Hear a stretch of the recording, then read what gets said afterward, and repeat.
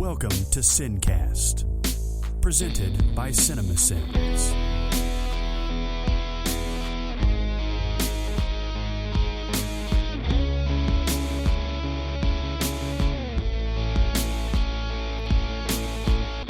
Okay, so movie sins from 2015.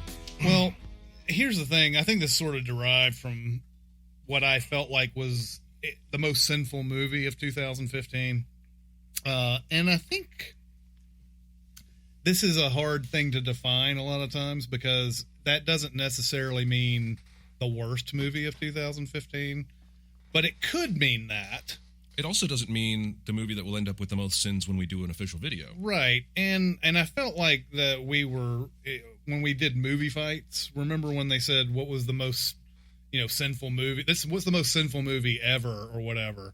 And so we picked what we thought was the most sinful movie, and then they picked one where we just happened to do a bonus round where we put all these different sins, which was quantity of sins, which was low blow, guys. So I don't necessarily think that just because, I think clearly this year the worst movie, and you could probably say was the most sinful, was Terminator Genisys. I mean, it's pretty clear. Well, and I don't know if I've ever seen a movie with its trailers actually, fulfill the destiny that we all thought that movie was going to end up doing. Dawn of Justice will probably do the same thing. Yeah, I think so. Well, I mean, there's more than enough evidence that it's going to do that, right? Yes. But for me, and this is going to sound weird for people who take this sin thing like a little bit too seriously, or have a weird, I don't know, they have their own definition of what sinful is. But for me, the most sinful movie is AntMan, and the only reason is I think that they could have done so much more with this, and it started with Edgar Wright walking off because he didn't want to follow this Marvel, this thing that they're doing with all their movies where everything looks the same and it all has to fit into this Avengers thing and all this other stuff. They proved quite successfully that they can go away from this sort of thing with Guardians of the Galaxy, which I think was completely different from anything that they had done with the Marvel universe before.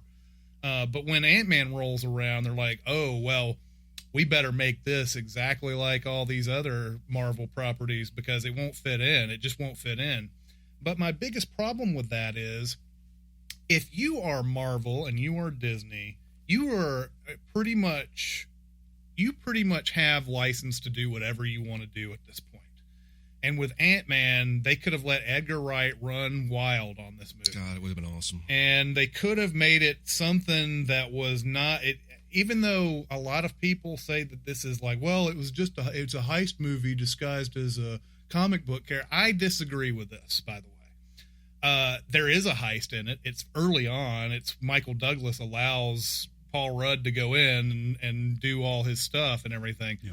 I don't think the main plot of the movie is very heisty. It's very like everything else I've ever seen. Let's attack a corporation of some sort, and they didn't really. It's not really you didn't see Ant-Man sitting there like I got to consider all these different little moves and like I have to. It's not like Oceans where you're like you think about all these different things they have to do and the team that they have to pull together and all this other type of stuff. I think it's fun to call it that. It's kind of like how Captain America Winter Soldier was considered this 1970s paranoia thriller by a lot of people. And I was like, okay, well, it has a little bit of the element of that at the beginning, but it's nothing like a 70s paranoid thriller at all. No. But that's what people jump on. Yeah, that's what people jump on as this like, oh, well, look at anything to make them different. Yeah, to make it look like it's this. Oh, it's deep. It's thinking about stuff. Why did they do that though? You just mentioned they have the template of success of James Gunn doing Guardians of the Galaxy and of Joss Whedon doing the Avengers and Kenneth Branagh doing Thor. Because I had to work in a Kenneth Branagh reference. I'm proud. Mm-hmm. But like the track record is to let these eccentric, visionary directors do their thing. I don't think that's it at all. And then it's successful. I think they crushed Joss Whedon's soul. They hired a very creative guy, and then they forced him to do what they wanted. Well, they did with Avengers Age of Ultron, which I could easily just put that in the same category. They definitely did then. I think they started out that way with the way Barrett's saying. They started out like, let's get these visionary directors. Let's let them do their thing. They got Jon Favreau on Iron Man, you know, like let him do his thing. I remember not thinking Iron Man was going to do anything. Yeah. Because I remember when the trailer came out, everybody was like, oh, it looks stupid. It's, you know, the flying doesn't look real, all these other different things. And then it just went out and crushed it. And so they started doing all these movies where they were like, okay, we're going to let these guys run wild a little bit.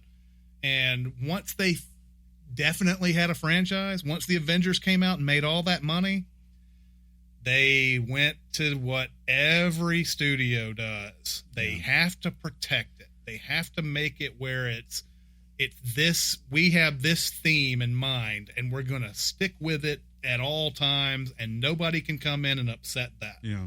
And Ant-Man was a big, huge thing for me. That's what happened. Now, Ant-Man's an enjoyable movie. I actually liked Ant-Man. I really hated a lot of it, but there was some redeeming value in that movie. I enjoyed it enough to be like, yeah, it was good. You know, I would have enjoyed it if they'd have just taken 2 seconds to tell me how he can talk to the goddamn ants. Oh, yeah. Because he's small? Why isn't he able to talk to fleas and ticks and spiders and other shit? There is the part where Michael Douglas shows he's got that little Bluetooth looking thing or whatever, and that's how he's communicating. But they don't.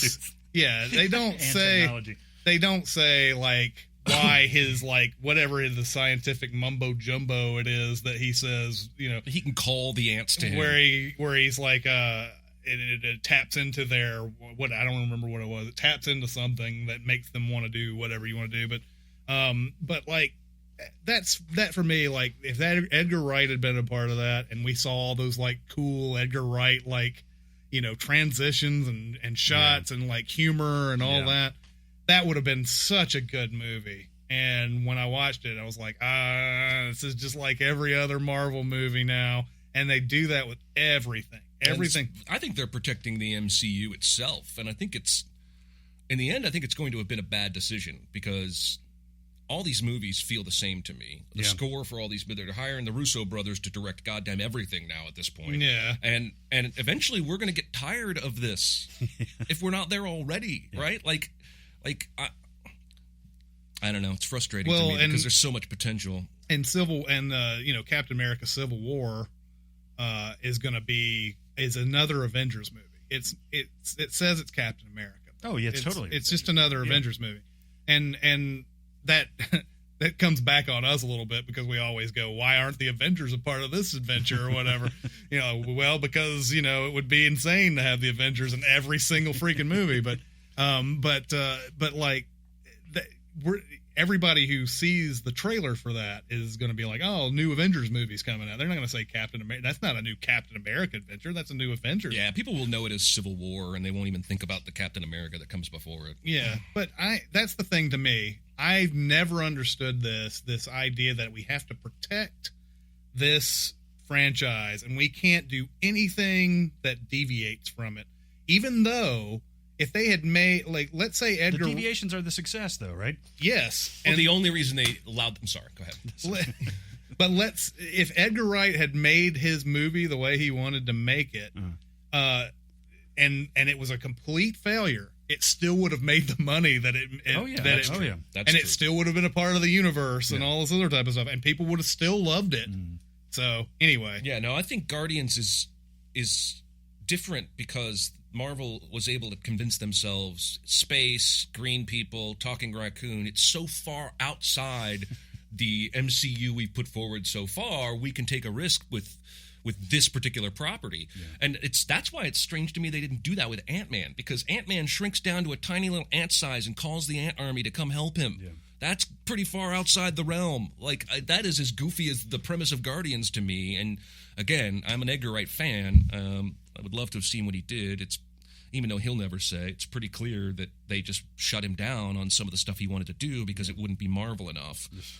And that's a shame because we end up with a charming, likable movie that once or twice shows you flashes of what it could have been. Like that train scene at the end is clearly something Edgar Wright came up with that they've just kept. But even that scene isn't shot the way he would have shot it. Like, and it loses some of its magic because of that. And that the two different scenes where Michael Pena is talking, given the history of how this idea came to him and all that, that's very Edgar Wright. Although Edgar Wright probably would have done that a little bit different too. But that was one where I was like, I can kind of see some Edgar Wright, fingerprints on this one. But really, that's what to me is most sinful. When you have all that power to do whatever you want, you have the license to do whatever you want, and you make that do the same thing. And I would say the exact same sentence you just said about Terminator Genisys. Okay, because they got Arnold back.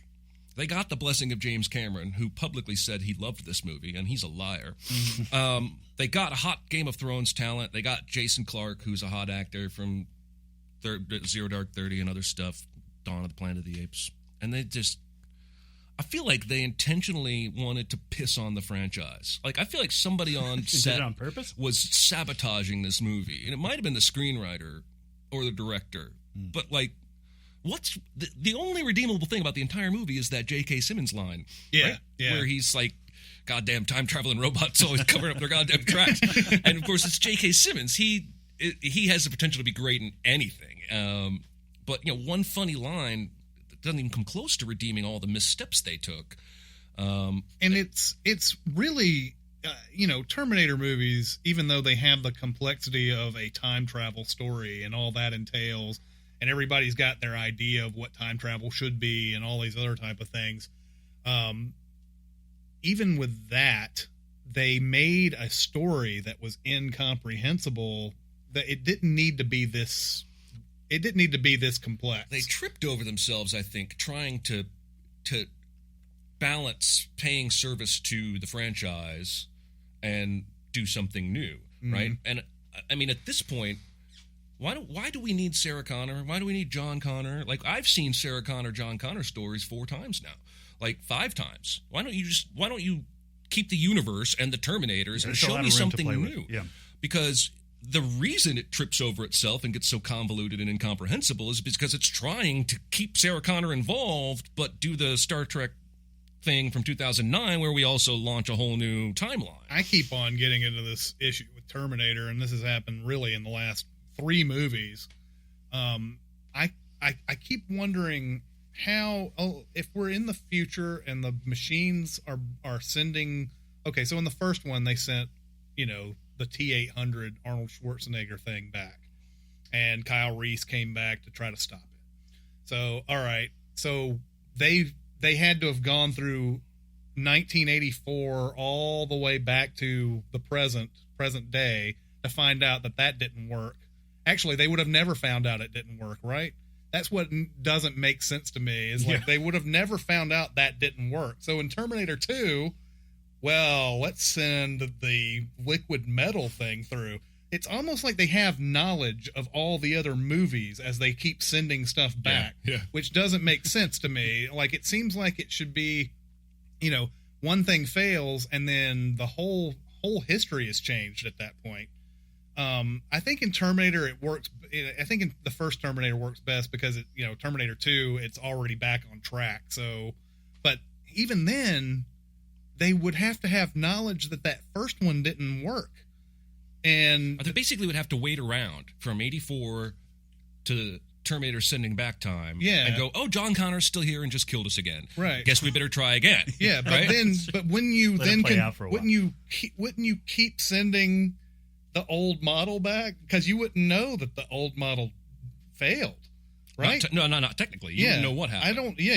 I don't think you would know that you did it, right? You wouldn't know that you even did it because stuff is supposed to change to the point that the entire future has changed at that point.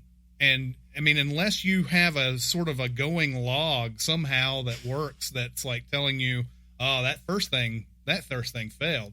The second thing failed. Now, as it gets further along into these movies, the the Terminator Genisys is the one that just, I mean, they send Terminators back into the 70s now, and they're still sending one guy. They're still sending one. It'll be fine. And so let's say there's some way for them to know that they've made mistakes, which I still don't think they should know. I think once you've gone in the past and you've changed it, then there's a whole new timeline at that point. There are some people who go with that closed loop theory where it's like, no, whatever has happened and whatever will happen will always happen. So, but Terminator doesn't follow that. Not at all. No. So it's not, so for me, after that first failure, they shouldn't even know about the first failure.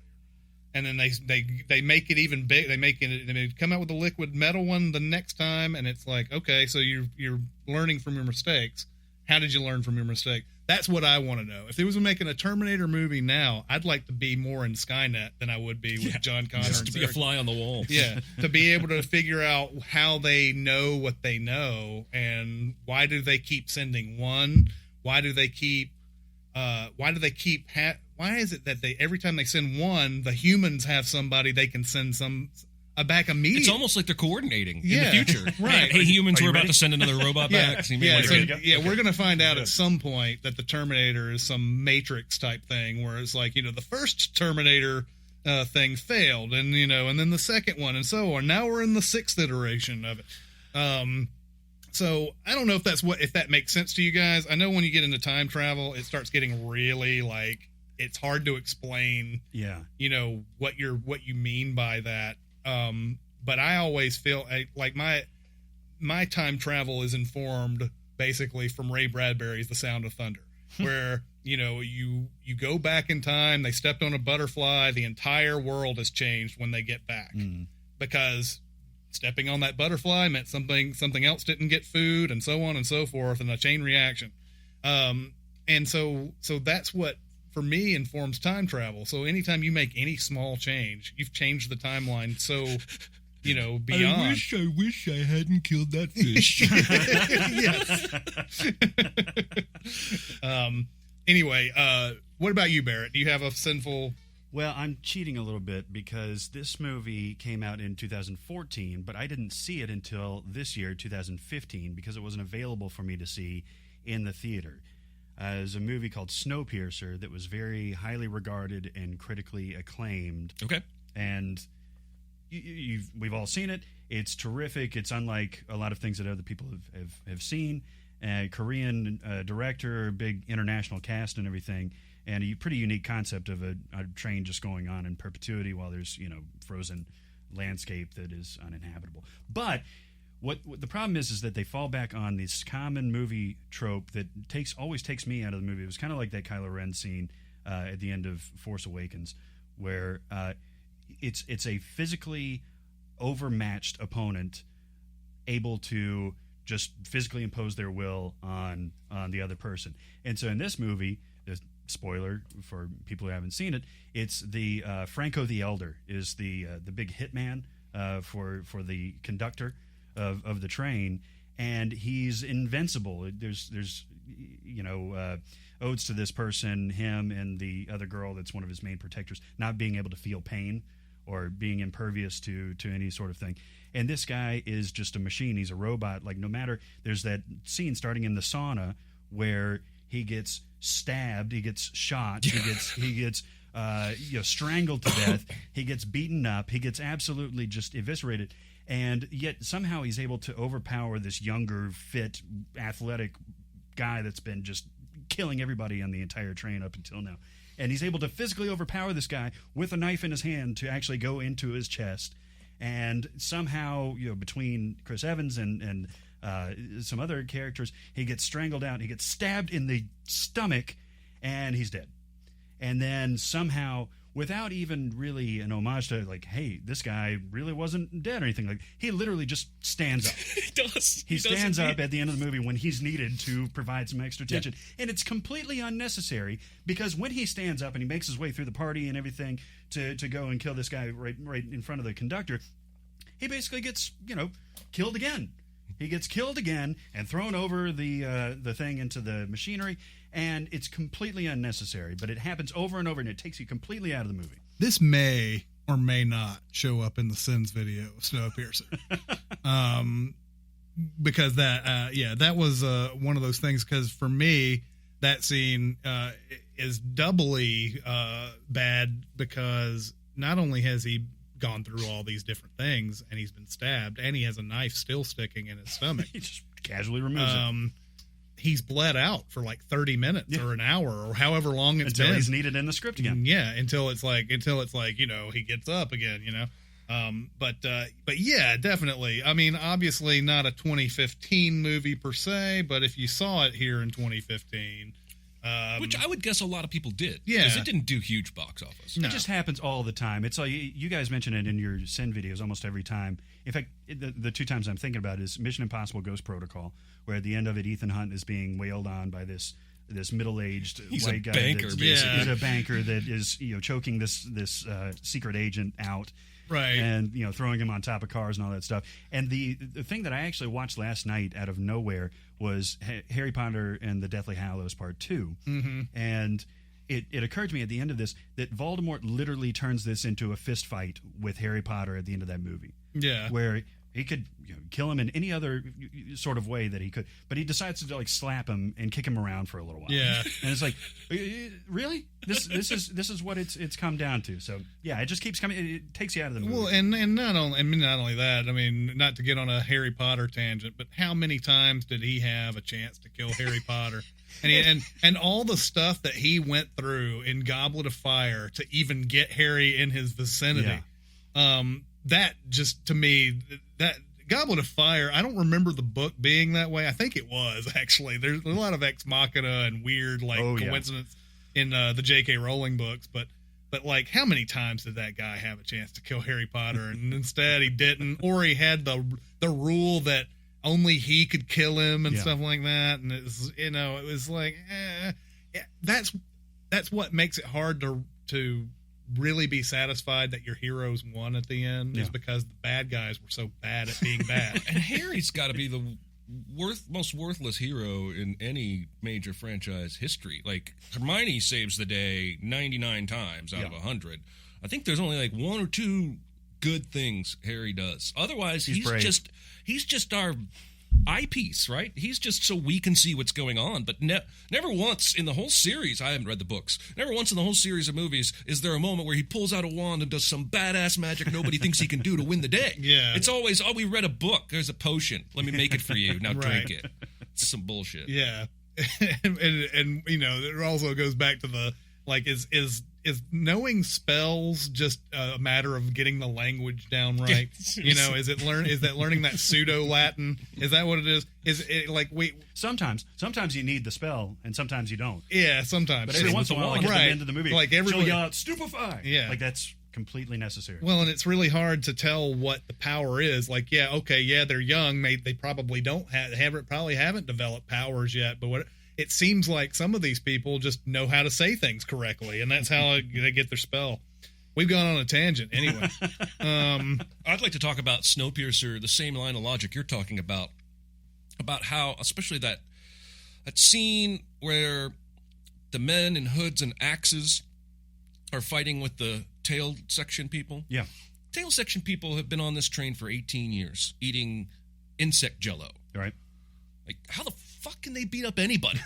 Much less a whole train car full of axemen. Right. Like, it's like, I'm surprised you had enough strength to run 2 cars forward. Yeah, that's actually funny how that came up. It's the same thing with the Lion King.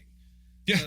How Simba has been out doing this Hakuna Matata and all that with, these wacky characters out in the middle of the wilderness, and suddenly he's able to fight Nala, and he's able to fight Scar. He's like, just because he's a lion and he's an adult now, he can do that. Yeah, like he's been eating insect jelly. That's right, and he's been eating insect jelly this whole time. Whoa, protein. It just blew my mind. Protein. Right.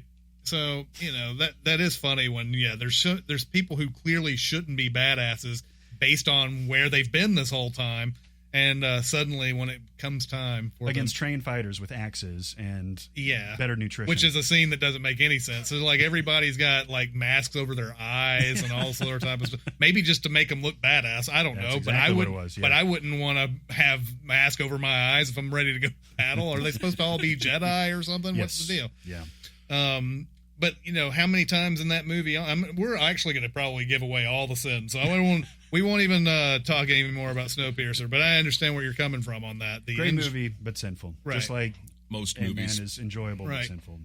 And Terminator Genisys is just awful. Yeah, it's just terrible. Yeah, it's just awful. And a lot was said about Avengers: Age of Ultron, and I agree. I don't like it at all. Like I guess Do Marvel fanboys really love that movie? I can't imagine. Do they really? They did the Phantom Menace thing for about the first month after it came out. There was a lot of blowback from my negative opinions, but now it seems like the popular Marvel fanboy opinion is, it wasn't as good. Yeah, because for me, it was no better than a Transformers movie.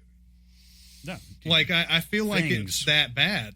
Cuts, there's edits. so many. There's that, especially the battle on the freaking island at the end, where that was the biggest thing for me. And I actually, when we were writing a little bit on the blog and everything, I wrote about Avengers and said, I don't know what's going on in these things. No. I never understand it, like where everybody is in relation to who, why do they need to be there? I feel like each of these characters with their particular powers should have a segment of the bad guys that they need to go after because they are good at this. And really it's just a bunch of, Thor's got a hammer and Captain America's got a shield and Hulk's Hulk. We're just going to punch a bunch of bad guys. There's really not any reason for them to be. I mean, you could get anybody to do that, right? And so like that big battle at the end is just nothing but noise and and confusion, and just because hey, you see somebody punching somebody and it doesn't make it exciting. It doesn't make it exciting when where editing is just going all over the place and all that other type of stuff. But I think people, as long as they see some punching, they're fine. It's kind of that's kind of the thing with the Transformers, right? It's just robots fighting. Robots fighting is all it is, guys. Well, it's like in the opening of Age of Ultron, they're doing that snowy battle where it has that slow motion moment where you can see all of them in a row. Yeah, it's pointless. Yeah, we don't know. I don't give a crap what's going on. I think that leads to some clue that leads to something. I don't know, but it's just a bunch of nameless snowy bad guys, and that takes away from the power of the awesome slow mo moment. Because that slow mo moment would be better if it had impact, if the scene itself meant something to me. Yeah, and I could have done without the Ragnarok thing that was in the middle of it. If you could have just given me the reason why they were even at this Hydra facility at the beginning, because I had to read up on that. I had to go, why were they at this Hydra facility? Oh, and Agents of S.H.I.E.L.D. The Clark Gregg character, Agent whatever his name, Coulson, who is dead in the movies but is alive in Agents of S.H.I.E.L.D. Find something that they have to go and use the Avengers for or whatever. But we don't know that in the movie. If you don't watch Agents of S.H.I.E.L.D., you don't know. And why would you? Why would you watch Agents of S.H.I.E.L.D.? That's a show that could get canceled tomorrow for all we know. So now they're operating on this world building thing where they've got TV shows giving you information that you need to know for the movie, which is fine. If it's a callback or if it's an Easter egg or something like that. Oh yeah, I saw that in the series. That's one thing. But if it's a major, if it's plot a device, plot issue, that means you really want us to watch every single thing. Now, I've been watching these Netflix shows. I think they're good, but it doesn't. I haven't seen a movie yet that's referred to Daredevil or Jessica Jones or anything like that. I'm sure there'll be a point where they will, and you have to know Daredevil and Jessica Jones. And then I'm going to sin that moment. Yeah, exactly. and I will, and I've seen those shows, and I will probably sin that moment because it's ludicrous to tell people who watch movies mostly and not TV. You have to watch this TV series as well. It's like the whole read the book argument, right? Yeah, it really is like same that. Exact well, it's the same thing with Winter Soldier. When we send that stupid like Helicarrier. Yeah, well, there's the helicarrier, but there's also the thing that makes the hole in the street. Was that another thing that was in Agents of Shield? Probably. That was like, where'd that thing come from? And then they haven't used it since, by the way. Oh, the little laser lightsaber cutter. Is that what you're talking about? Yeah, so like Samuel Jackson, you see Nick Fury go down in that hole, and then Winter Soldier goes over there and says, "Oh, that's a weird hole. I'm not going to go down that." Yeah, I'm going to give up. Yeah, it's sort of the we see a lot of characters just give up for no reason, just so that the movie can go on. Yep. That upsets me that I have to know certain things about a freaking TV show. Yeah.